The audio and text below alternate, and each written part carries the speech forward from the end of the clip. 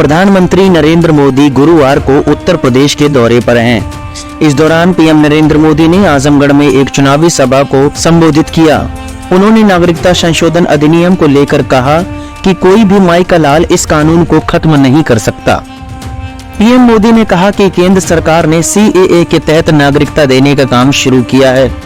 जिन लोगों को नागरिकता दी जा रही है उनमें अधिकतर हमारे दलित भाई बहन हैं, OBC और पिछड़ी जातियों के लोग हैं।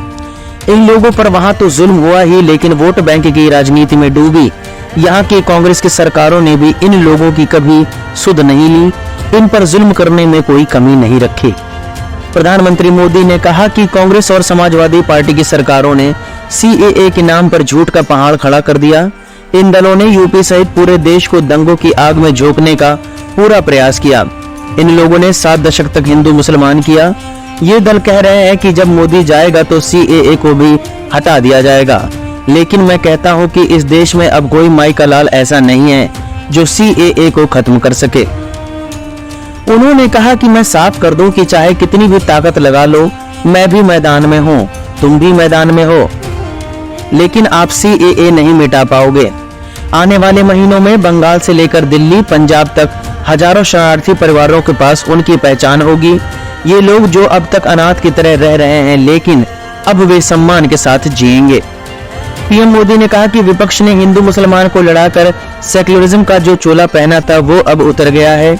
मोदी ने आपका सेक्युलरिज्म का नकाब उतार दिया है कि आप ढोंगी हैं, आप सांप्रदायिक हैं। आपने 7 दशकों तक देश को सांप्रदायिक आग में झोंक दिया।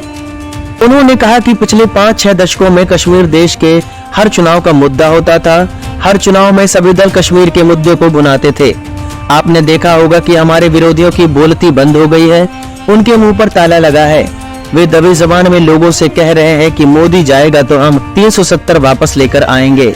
जिस तरह के चौथे चरण के चुनाव में श्रीनगर में वोटिंग हुई वह गवाह है।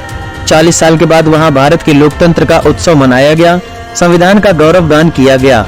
मतदान करके लोग गर्व महसूस कर रहे हैं कि वे हिंदुस्तान की सरकार बनाने जा रहे हैं। अब कोई भी 370 को वापस लाकर वोट बैंक की राजनीति नहीं कर पाएगा। मोदी ने कश्मीर में शांति की गारंटी दी है, 370 की दीवार गिरा दी है। पीएम मोदी ने आगे कहा कि आज से 10 साल पहले सामान्य व्यक्ति की सुरक्षा भगवान भरोसे होती थी। आतंकवाद और दंगे आजमगढ़ की पहचान बन गए थे। न जाने किन किन नामों से आजमगढ़ को बुलाया जाता था। आजमगढ़ को बदनाम कर दिया गया था। देश में कहीं भी बम धमाके होते थे, सबसे पहले लोगों का ध्यान आजमगढ़ की तरफ जाता था। वहां सपा की सरकार ने आजमगढ़ के लिए कुछ नहीं किया। तब सपा के शहजादे आतंक के समर्थन में दंगाइयों का सम्मान करते थे। धमाके करने वाले आतंकियों को छोड़ दिया जाता था। इसी रवैये की वजह से देश भर में आतंकवाद फला फूला। पीएम मोदी के इन बयानों को लेकर आप क्या कहेंगे, हमें कमेंट बॉक्स में जरूर बताएं।